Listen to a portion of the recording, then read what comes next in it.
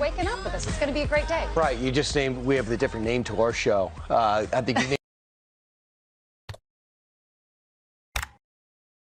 named another show just now. I was just saying, okay, good morning, United States of America. That would How's be that? better, if you don't mind. I don't want to get sued. All right, sorry. Good morning, friends. Fox and Friends. Much better. We're Fox. You're our friend. That's right. We hope. Good to have you. Listen, we've got lots to talk about. Not necessarily, right? Yes. Look at the cover. You know, we talked about this yesterday, and the New York Post has got the cover. Wolf in Chief's clothing. That's General Milley. That's General Lee. And apparently he called him at the conclusion of the Trump term after January 6th and before the election. Essentially, he said, hey, look, Donald Trump's unstable, but I'm steady. I'm going to take care of you. We're not going to blow you up. And if we try to, we'll call you first. Yeah, according to this new book called Peril by Bob Woodward and Robert Costa, they said that he called General Lee and said, General Lee, you and I have known each other for 5 years. If we're going to attack, I'm going to call you ahead of time. It's not going to be a surprise. Right, so the question is, was he undermining President Trump, or is the Woodward and Costa reporting false information? Right. That's how you get your master's degree at War College. You warn the enemy, the adversary. Absolutely. I'm just going to hit you. I'm going to describe the bombs that are going to hit you. Get your missile defense ready. General Lee, you and I have known each other for 5 years. If we're going to attack, we're going to call you ahead. Fantastic. He feared Trump was suffering from a serious mental decline. So what happened yesterday? Let's explain ourselves. Well, we know Joe Biden's going to back him. We know this. The spokesman for the Joint Chiefs of Staff, Colonel Butler, said in defending the allegations, he said the conversations were vital to reducing tensions and avoiding unintended consequences for this conflict, for a would-be conflict.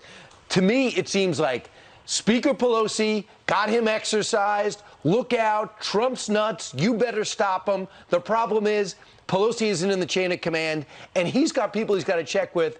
And for the second call, we had an acting defense secretary, and that acting defense secretary said he knew nothing, Chris Miller, about this, which is a problem. Yeah, Chris Miller also said that he recommended that the president keep 2,500 troops on the ground there in Afghanistan before the pullout. And he said, no, the president was determined because he thought that the military officials were pushing Barack Obama back in the day to keep our troops there, and he didn't agree with that. And also being reported, Nancy Pelosi, according to this book that is not out yet, Nancy Pelosi called General Milley demanding that the nuclear football be taken away from President Trump. And Milley summoned all of his senior officials, according to the book, and told his officials that he must be involved in any decision to launch a nuclear weapon. So was Milley colluding with Nancy Pelosi to undermine President Trump's constitutional ability to have that nuclear button? Well, you know, President Trump feels like Milley stabbed him in the back, and he's got to go.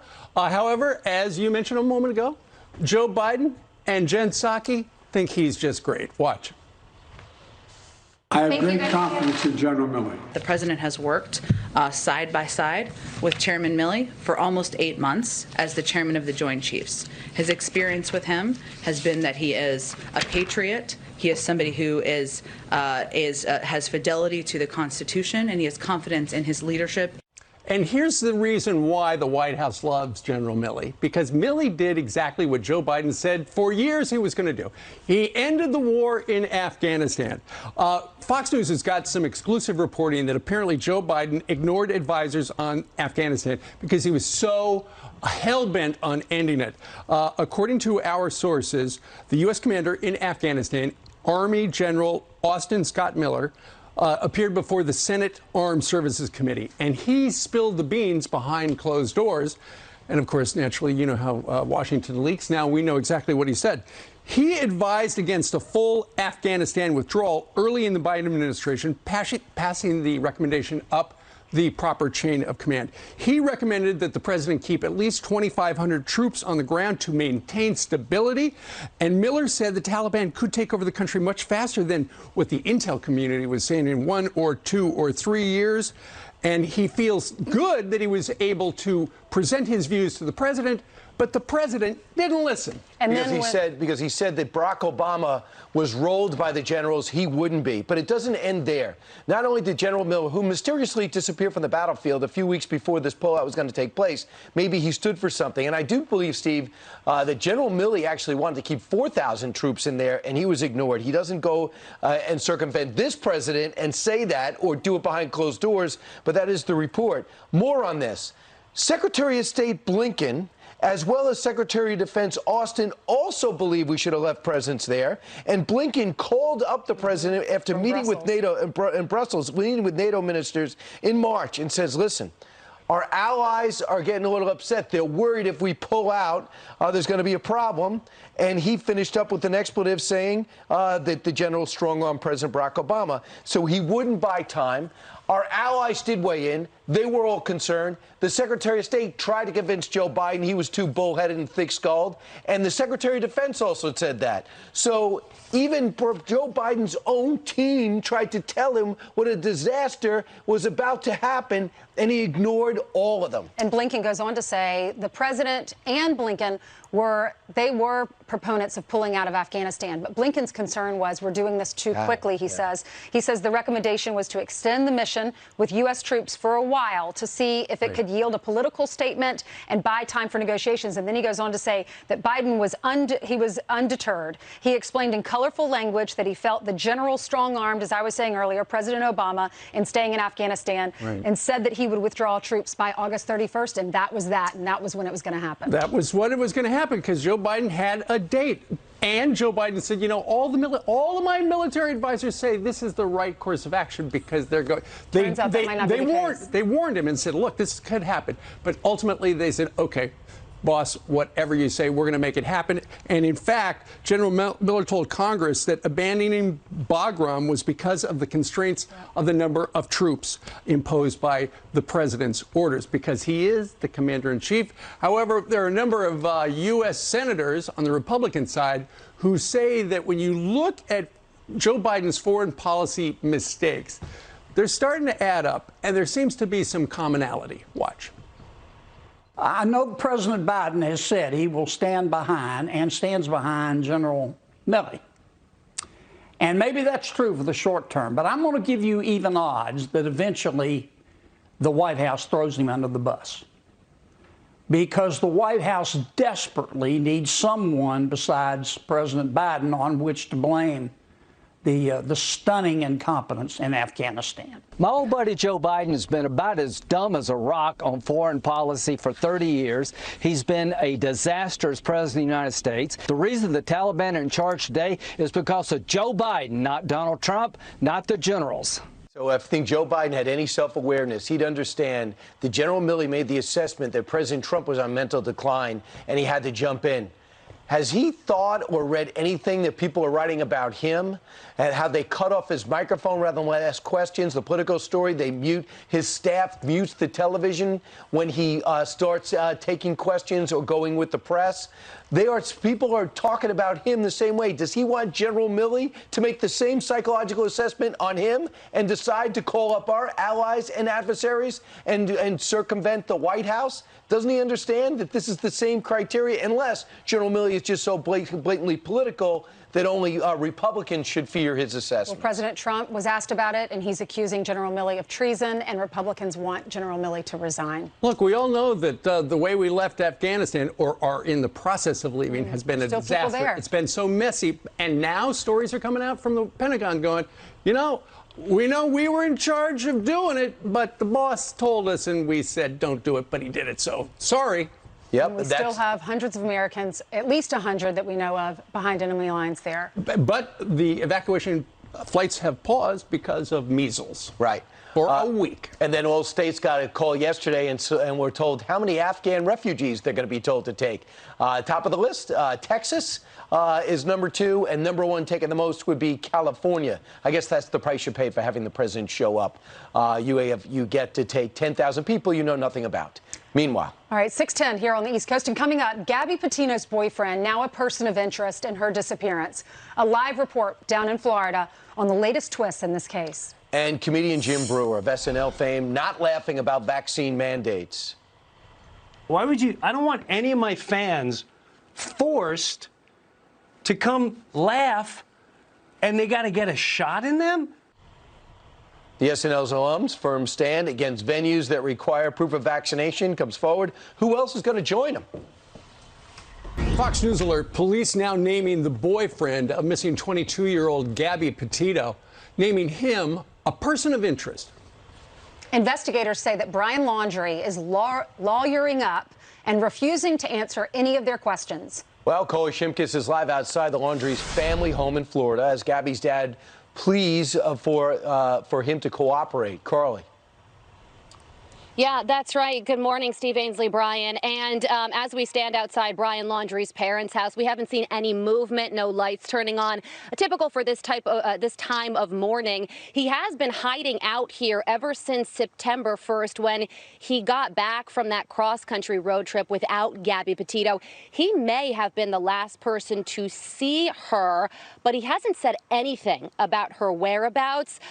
Gabby's father, Joe Petito, was on Fox and Friends First last hour, and he made his feelings about Brian very clear. Take a listen. I don't care what happens to him right now. That can't be my primary focus. If he's going to sit in the comfort of his home, and get home cooked meals while my daughter's out, God knows where, I don't give two craps about him. I want to make sure that, we get my daughter home first. Now, yesterday, police named Brian Laundrie a person of interest in this case. He has remained tight-lipped at the advice of his lawyer, but police say that is not good enough. Listen. We went to the door Saturday night. We asked to speak with Brian and his family, and we were essentially handed the information for their attorney. That is the extent of our conversation with them. The couple left in New York and set off for the cross-country road trip they were documenting for a YouTube series. Then on August 12th, they were in Moab City, Utah. Police responded to an altercation between them. August 25th, that was the family's last known communication with Gabby. September 1st, Brian returns here to Florida in Gabby's van. And then 10 days later, Gabby's mother files a missing persons report. Now, as for that August, traveling together for the last 4 or 5 months, that time spent created emotional strain between them and increased the number of arguments. Gabby's mother also says that she received a text message from Gabby's phone on August 30th, but she isn't sure that that message was actually from Gabby. She's floated the possibility that Brian could have sent that text message, which, by the way, said that she was in Yosemite National Park in California. Family may be thinking that Brian could have possibly sent that text message to throw the family off the scent of where she might be. Just a theory on the family's part at this point. The other thing that the family wants to do is get the tip number out. The tip line number, 1-800-225-5324. Police say that they have already received hundreds of tips, and they are combing through all of them. Steve Ainsley, Brian, back to you. Yeah, to your last point, they said that Brian returned to Northport, Florida on 9/1, which is September 1st. The day before, the mom says she got a text message from her daughter saying bad cell service. Yeah, no I'll service. talk later. Right, no cell service. Yeah. She said, I did the math. She said, you do the math. Do you think she can get from that side of the country all the way to Florida in one day? Yeah. That's what makes her think that her daughter did not send that message. Absolutely. If I could, the other thing, the police report, the Moab, Utah police report that was released yesterday, it also had some interesting details. Brian told police after police officers responded to this physical altercation that the couple had gotten into, he said that they both suffer from the same condition, but the name of the condition was redacted. And they also said that they weren't taking medication for whatever that condition was, which also raises some questions about their mental or physical status. Sure. And Carly, when they talked to the police out in Moab, they said, we don't want to press charges. And they said, you know what? The cop said, we're just going to separate you. Brian, you stay at a hotel, and Gabby slept in the van that night. And apparently the next day they were on their way. But it's interesting. Moab police are saying they are not ruling anything out because apparently 2 days after that report, a newlywed couple was found shot to death in South Mesa, which is not too far away. Is there a connection? Yeah. So the timeline is very interesting, Steve. So the altercation between Gabby and Brian happened on August 12th. The last time that newlywed couple was seen was the next day in the very area that the altercation between Gabby and Brian took place. And then I believe it was 5 days later that the newlywed couple's bodies were found riddled with bullets. There were some competing timelines on the dates as to when the couple was found, very shortly after that fight. So, yeah, Moab police are saying they aren't ruling anything out, even a possible connection between the two. And by the way, we have the police chief coming up from Northport next hour. Thanks so much, Carly. Thank you, Carly. They had been traveling together for 4 or 5 months, the police say, and there was emotional strain between them that led to an increased number of arguments. Yeah, and the fact that Carly said that they both revealed to the police officer out in Moab that they were suffering from some sort of a disorder and not taking medication for it, although it's been, you know, somebody took a Sharpie and redacted that, so we don't know what the disorder is. The dad said, look, Brian is at home and he's safe with his family. My daughter's somewhere out there and we just want to find her. He said, I don't really care what's happening in Brian's life because I am so just desperate to find my daughter, my only daughter, he said. All right, changing gears and talk about something we're all talking about, and that is the vaccine, not to get the vaccine, and the president's running out of patience with us. You understand how frustrated he is. Jim Brewer doesn't seem to care. He's an outstanding comedian. Dies after being shot by a suspect in Missouri. Authorities say officer Blaze Madrid Evans was called to a home when he and another officer were met with gunfire. The suspect, Cody Harrison, was shot and killed. He was out on bond at the time despite a lengthy criminal history. 22-year-old Madrid Evans was a new police officer in training. Today, disgraced South Carolina lawyer Alex Murdaugh is expected to turn himself into police. He's charged with conspiracy to commit insurance fraud after arranging a botched scheme so his son could collect a $10 million payout. Police say Murdaugh admitted to conspiring with a man to kill him on a backcountry road, but his chosen hitman, Curtis Smith, failed, only wounding Murdaugh. Smith is now in custody. Murdaugh's wife and son were shot to death in June. No suspects have been named in their murders, but now police are opening an investigation into the mysterious slip and fall death of Murdaugh's housekeeper after the coroner said an autopsy was never performed. Special counsel John Durham will soon take his case against a cybersecurity attorney to a grand jury as part of his investigation into the origins of the Russia probe. Sources telling Fox News that Durham wants to charge Michael Sussman with providing a false statement to the FBI.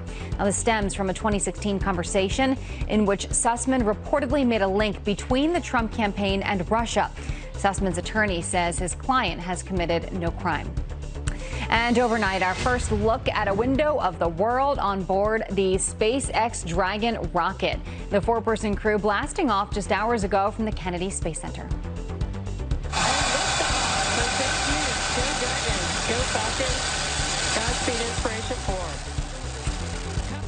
Well, this mission is historic as it's the first time no astronauts are on board. They will spend 3 days orbiting the Earth. This Inspiration 4 mission is being financed by billionaire Jared Isaacman. It aims to raise money for St. Jude Children's Research Hospital.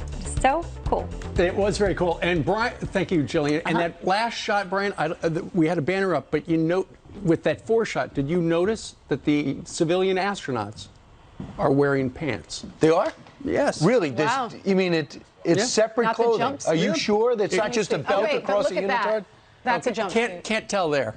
The next. Can we see the other shot? Yeah, I think it's not kind of on a loop, but anyway, it's more like the Star Trek thing where they got a top and they got a bottom. But Star Trek's a unitard with just 2 colors. And Star Trek was actually filmed here on Earth.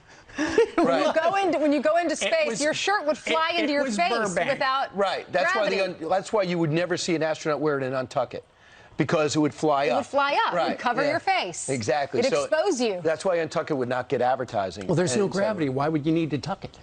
That's a good point. Yeah, you just sit there. Don't you need to, though? When you raise your shirt, right? The gravity keeps it down. Yeah, but there's no wind, there's no gravity. Yeah. If you're an astronaut and have walked on the moon and been in space, call us and settle this once and for all. Or if you've been on Star Trek. And that That Also does not limited. count. Yeah. That All was right. filmed on Earth. Meanwhile, listen to this and look at these. President Joe Biden's border crisis not going away as over 7,000 migrants travel to Del Rio, Texas, and are waiting near that bridge, waiting to be apprehended after they've crossed into the United States. This, as Department of Homeland Security reveals, migrant encounters in August once again topped 200,000, including more than 18,000 unaccompanied children. And Border Patrol releasing this shocking photo. Look at that. 2 small children abandoned along the Rio Grande River with a note left on the infant's carrier identifying them as siblings from the country of Honduras. Brandon Judd is the president of the National Border Patrol Council, and he joins us live. Brandon, good morning.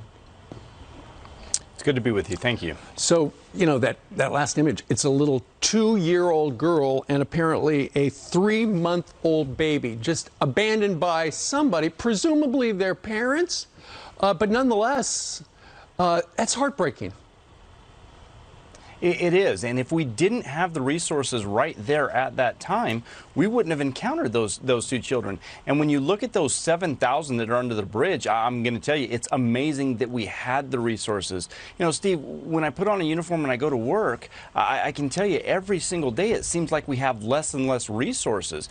Because of those 7,000 people, we're having to pull resources from other sectors on the southwest border. We're pulling resources from the northern border, from the coastal borders, and we're destabilizing those borders as well. So instead of the Biden administration looking at this problem and saying there have been solutions in the past, this isn't rocket science, we can come up with a solution immediately, they continue to pretend like it's not happening. It's like they're putting their head in the sand and they're not protecting the innocent, they're not protecting United States citizens, and of course those small children that if we wouldn't have found them, they would have died. Right. I know our White House correspondent brought this up last week in the White House briefing room where he asked Jen Psaki, okay, let me get this straight. So if you have a company with more than 100 employees, you've got to make sure that all of your employees are vaccinated. But if you're a migrant walking across our southern border, you don't need a vaccine, right? And the answer was correct. Well, now it turns out the U.S. is going to start requiring all migrants who are going to apply for residency to be vaccinated unless, Brandon, they're crossing illegally, which we know they're doing left and right. Yeah, exactly. You know, I can personally tell you again that when they come in our custody, we don't test them for COVID. We don't vaccinate them. We just release them into the United States. And so, you know, he's requiring United States citizens to get vaccinated. But those people that are entering our country illegally, they don't have to get vaccinated. They're able to spread the disease throughout the United States. Again, the hypocrisy knows no end with this administration. And you know, we mentioned this about 20 minutes ago, the evacuation flights into various countries out of Afghanistan have been put on pause for a week because of an outbreak of measles. I mean, you know, we've been talking about, are these people properly vetted? But then you wonder whether they're going to be bringing a disease into another country. And that is the worry about what we're looking at our southern border. Yeah, COVID-19 is just one of the diseases that come into the United States. We see it all the time. We take people into custody all the time that seem sick. We take them to the hospital, and they're diagnosed with many different diseases. And that's what's coming across the border. You know, it's not just that they're not vaccinated with COVID-19. We're looking at hepatitis. We're looking at all kinds of different diseases that people aren't being vaccinated for, and that's coming into the United States right now as we speak. Well, you know what, Brandon? The White House seems to be okay with what's happening. You look at those pictures, you see the kids abandoned, you see 7,000 people, you know, sheltering in place under a bridge until they are apprehended by the government because they got to be metered out. Is this exactly what Joe Biden wants it to look like? Because it looks chaotic to us. For his base, this is exactly what they want. They want the borders to be open. They want people to flood into the United States. We know that. We've seen that all the time. And all you have to do is look at who's stacked in the Department of Homeland Security. Look at their backgrounds. Look where they come from. They're coming from open borders groups. And that's the problem that we're looking at right now. There is no enforcement right now on the border, and that's why we're seeing these thousands upon thousands of people crossing. And it's not just 7,000 under the bridge. We already already had more than 2,000 people in the stations in Del Rio. That's why we have to meter them out, because we just don't have the capacity to take these people into custody. Well, it's a tough job, and we're glad you're there, but we wish it wasn't this situation. Brandon, thank you very much for joining us live today from Tucson. Thank you. All right, 22 minutes now. Predictable. Taliban fighters reportedly brawling inside Kabul's presidential palace over who deserves credit for the U.S. withdrawal and how the power positions were doled out. One side is allegedly pushing for diplomacy, and another side, the Akani Network, says victory was due to their willingness to fight. Joining us right now with insight is the president of the American Islamic Forum for Democracy, Zuhdi Jasser. Zuhdi, evidently it was so bad they thought the vice president was killed. He had to go on proof of life and go on television. Is this predictable? This is the way, standard operating procedure for these tribal militants and Islamists, in that they're jockeying for credit. They know there's billions coming. They know they're going to be running a government, so there's sort of internecine battles happening between the Haqqanis and the Taliban. I mean, it's all the same type of terror groups. But at the end of the day, this isn't rocket science. The Blinken State Department and Biden administration should have known that civil war was going to break out as we left Afghanistan. And unfortunately, instead of setting up and giving our allies, the Panjshir resistance and so many other groups, handing them the weapons, handing them the ability to defend themselves in this known civil war that was coming, we actually handed the weapons to the Islamists. We handed them to our enemies. I mean, it's just completely absurd. We have dropped the people off a cliff, and now we've allowed this civil war to be their decimation over the next few months. Yeah, this is something that was somewhat predictable, but now you have 18 million people evidently that depend on the government for aid, for food and shelter and basic needs. The government was doing that with our financing. There were some institutions there. Who's feeding these people? I mean, this is exactly the problem, is that we supposedly, Brian, wanted to save money by leaving and getting our troops out from the quote-unquote endless war. Okay, fine. I agree. We need to get out. But now what we're doing is turning around and handing billions through the UN to now the Taliban government. So we're not saving money. And by the way, now we're letting the government be run by the Taliban, so the money won't go to help the people. Like in Syria and elsewhere, it's going to end up helping dictators, helping our enemies, helping the likes of Iran and other terror groups that I hope the Taliban is designated as a terror group as soon as possible. Yeah, evidently they got $1.2 billion from a world organization. We gave 2/3 of that to them, so pallets of cash. And then in turn, they turn around and says, well, we're a big country with a big heart, give us more. So we're going to continue to give them more because they let our people out, and that went so well. Yeah, this is the Obama-Biden now legacy. We saw it in Iran at the altar of the nuclear deal. They did anything to please the Islamists. And now at the altar of basically supposedly getting out of Afghanistan, we're now handing over our security to the UN, which is run by the likes of, Iran and others that really don't care about human rights. So now America is weak. And this is why they're having fights in the presidential palace. They're drunk on power. They're drunk on trying to say who did this and who won, etc. And Zuhdi, the big thing is now they say they not only beat the U.S. Fantastic. What a great legacy for President Biden. Zuhdi Jasser, thanks so much. Anytime. Thanks, Brian. Meanwhile, by the power vested in me, I would like to go to the senior meteorologist right now, Janice Dean, for the Fox weather forecast. Janice, make it special. Okay, I will. And I love the fact that you have so much power in your vest. Let's take a look at the map. All right, across the nation, we have 72 here in New York. We have a cold front that's marching across the Midwest, and that could bring the potential for showers and thunderstorms, maybe some severe storms. This is what's left of Nicholas, bringing heavy rainfall across the Gulf Coast, including Louisiana, Mississippi, Alabama, and the Florida Panhandle. This will be kind of the last day, but we're still looking at the potential for some heavy downpours, and that could lead to some flash flooding. Now, what's left in the Atlantic, we have a couple of systems we are watching. I will point those out to you in just a second, but we are dealing with above average temperatures for the central U.S. The Northwest, some cooler air there, and wildfire danger continues. We have over 80 wildfires across the western U.S. All right, cue the jackhammers.